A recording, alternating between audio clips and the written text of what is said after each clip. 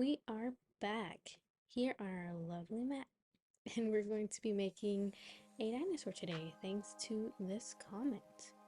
And I've decided that I'm going to be making this dinosaur pink. I'm thinking girly, I'm thinking cutesy. I obviously have a pink theme going on with the shirt and the nails, so why not add a pink dinosaur?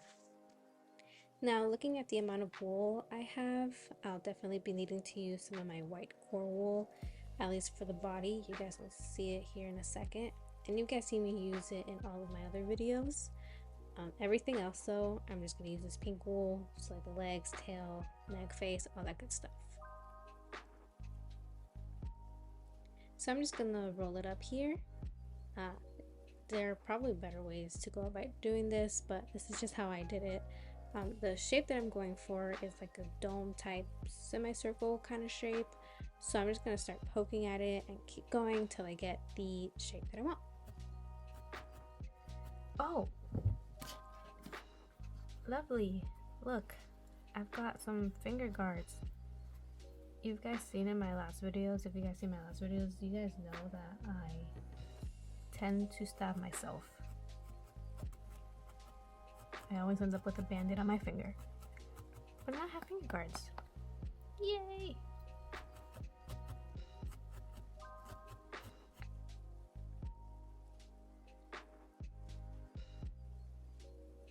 I used tinsel for a past project and I'm getting sparkles all over my dinosaur. I'm not sure how I'm supposed to clean my mat. I think it's just sitting here and picking it all out. But that's too much work. I'm not gonna do all that. So little Miss Dino here is gonna have to deal with the extra sparkles. But yeah, I'm just gonna continue poking until it's nice and firm. Here I go ahead and I take off the finger guards just because I'm really not able to get a good feel for the wool to see how firm it is, how soft it is. So it was just easier for me to just take the guards off. This is a shape that I'm going for, a nice dome. Now I'm not using a reference for this. Actually, I don't know if I mentioned it earlier in the video. I mean, you probably saw it in the thumbnail, but I'm making a Brontosaurus, or is it a Brontosaurus? I don't know, one of the long-necked ones. But yeah, I don't really remember how they look, so I'm just kind of winging it here. And I'm now going in with the pink wool and I'm layering it on top to cover all of the core wool. Now I'm not 100% sure what type of wool this is. I've mentioned in my previous videos that I'm still very much learning, especially about the wool types.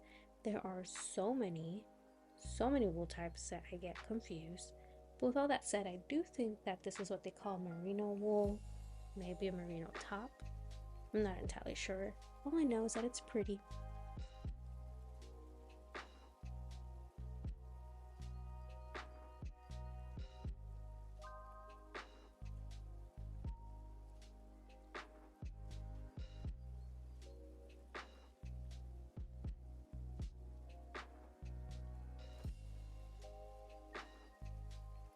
And of course, I just poked myself, which reminds me I need to wear my finger guards. It wasn't a bleeder though, so we're good. One of my friends, he gave me a needle-felting kit. It came with this and like a whole bunch of wool, some stencils and all, which was really nice. Came with these finger guards, that's where I got them from.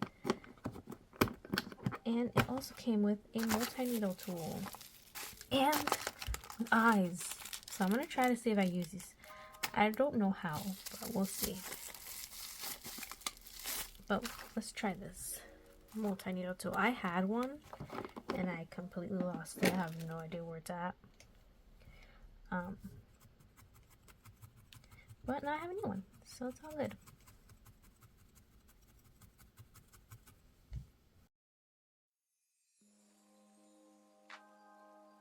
By the way, if I can find where this gift was purchased, I'll place the link below. It's a pretty good starter kit and it comes with a lot.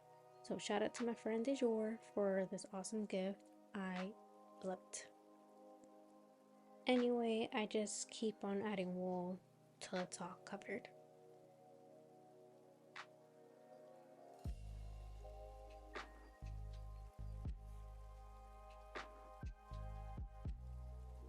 Now that that's done, I'm going to go ahead and grab bits of wool to form the little legs.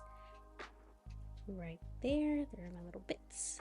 And I do this by rolling the wool into these rods and poking it until I get little cylinder stubs, as you guys will soon see.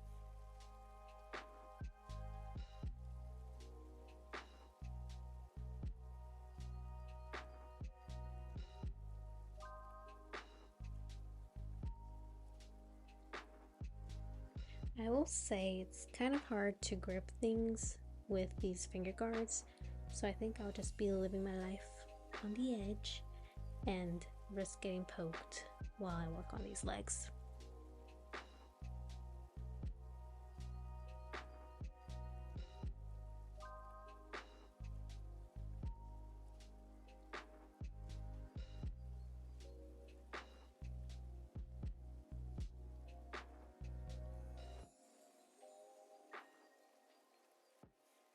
So it's been a while since I've last uploaded, which wasn't my goal, but here we are.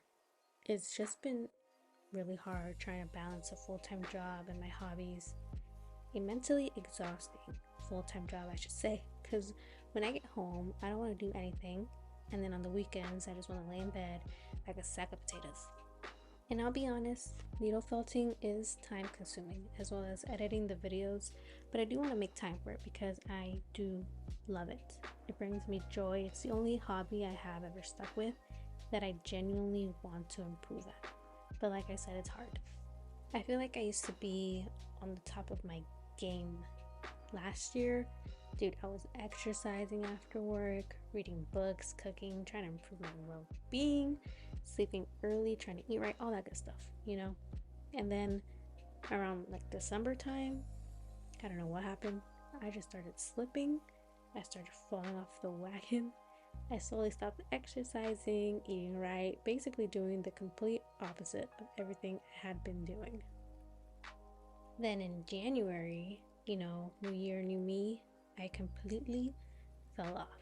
And oh my goodness, has it been hard to get back up.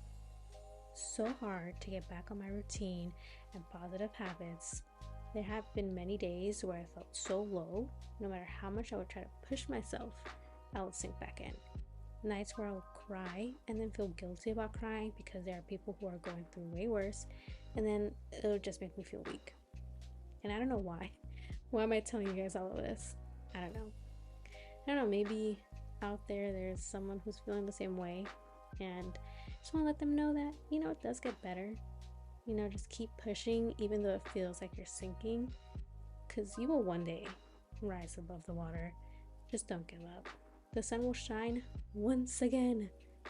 And I truly believe that because, you know, it's shining for me. The sun is coming back up for me. Getting this video uploaded is a giant step for me to get back into the groove of things. And I just want to thank everyone who has been supporting me. It truly, truly means a lot. And everyone who believes in me, dude. You guys are the best. And I know some of you guys may be like, girl, you only have 50 subscribers. Calm down.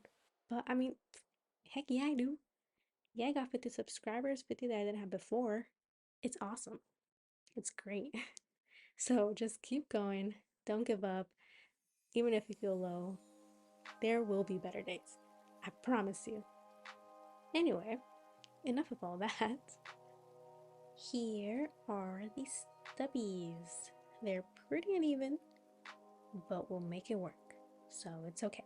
Moving on to the neck, I started doing the same technique where I roll it up and then poke it into shape.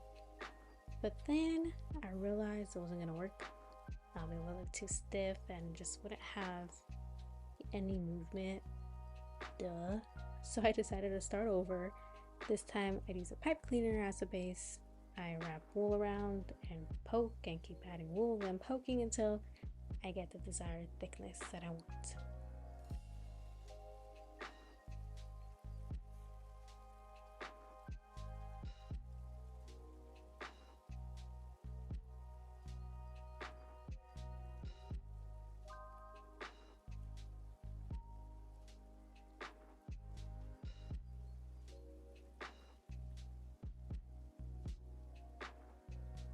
Once I have that done, I go ahead and attach it to the body. I didn't know if it was proportionate to the body because, like I said, I don't have a reference picture to go off of, but it looked about right, so I just went for it.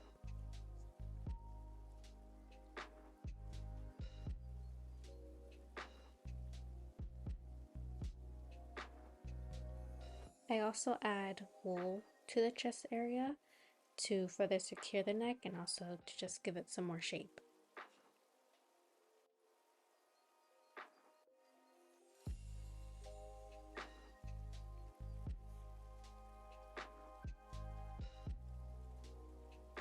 And of course, I poke myself again, so finger guards it is.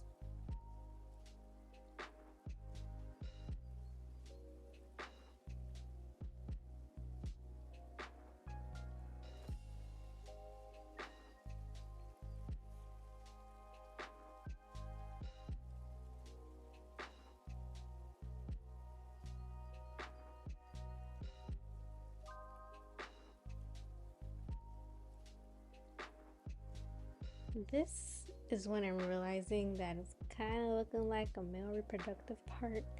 And of course, I'm a 12-year-old, so I find it's funny. So I think it's a good time to add some legs, right? And for that, I'm just going to be placing them where I want them and stabbing them till they attach.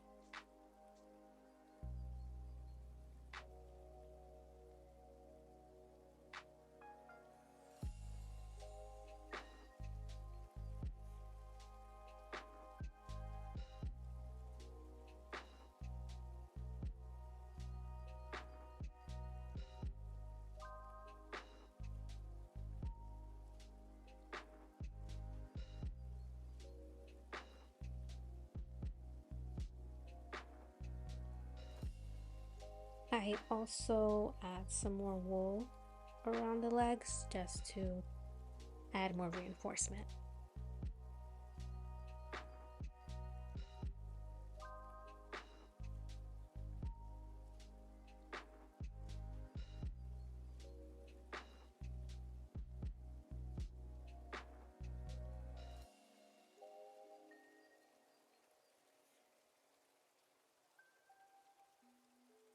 So now that the legs are on and it's looking more like a dinosaur and less like male genitalia, I'm going to add the tail. And I do the same thing. I roll it and I poke it till I get the shape that I'm looking for.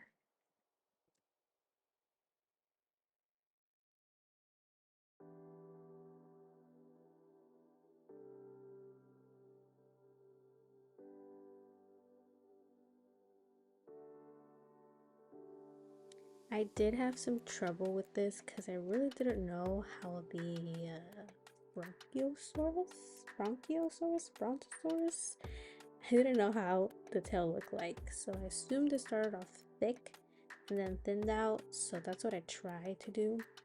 I didn't do a great job, but I tried my best, and that's what counts. Now that the body's done, I start to focus on the face. I'm just trying to clean it up and make it look neater overall.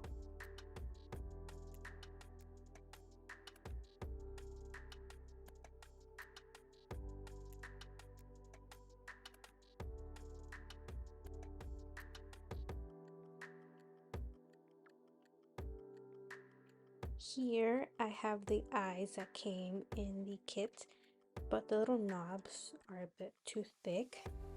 Obviously, as you can see there, I believe they are to be used for like something bigger than what I'm doing, of course. I did, however, order some eyes from Amazon a little while back, which are much thinner, and they work perfectly for what I'm doing. So I just go ahead and I snip a little hole with these scissor thingies, and then I just go ahead and insert the eyes right in.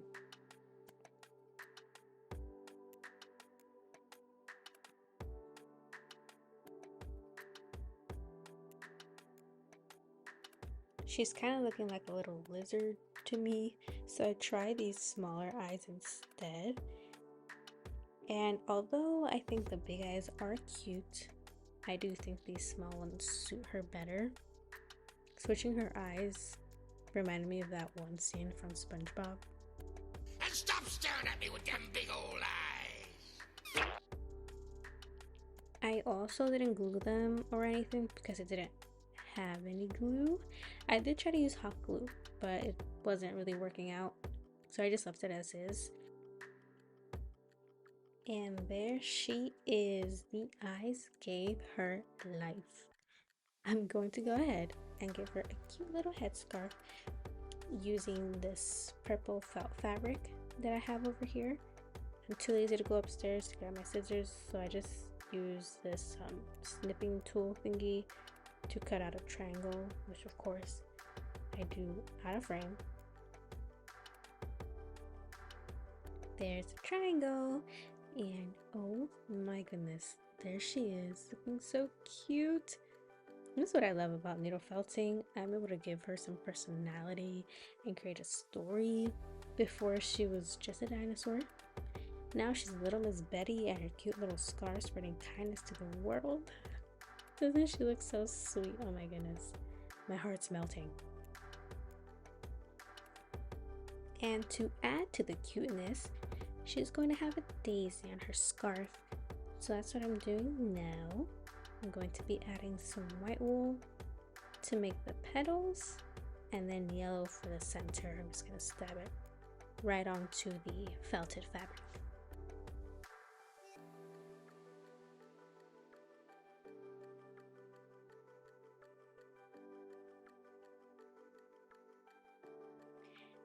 There it is, up close, and now I'm just going to attach it straight onto her. It's going to be a part of her now, a part of her soul.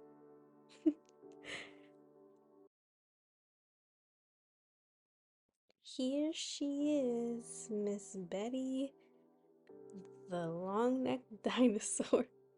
Can someone please explain to me the difference between Brontosaurus and a Brontosaurus? Is there a difference? Have I researched this before making this video? Yes.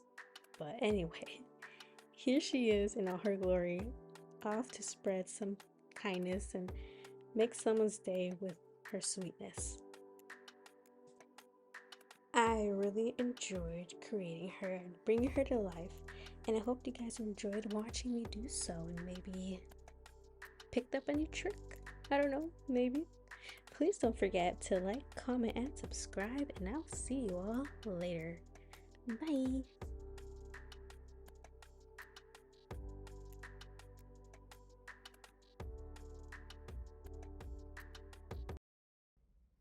So I did end up looking it up. A Brontosaurus was longer than the Brachiosaurus. So I was saying it wrong this whole time. I was saying Bronchiosaurus. I don't even remember what I was saying. But anyway, the Brontosaurus was longer than the Brachiosaurus, reaching around 72 to 85 feet in length, versus a Brachiosaurus, which was around 70 feet long. The more you know. Okay, bye.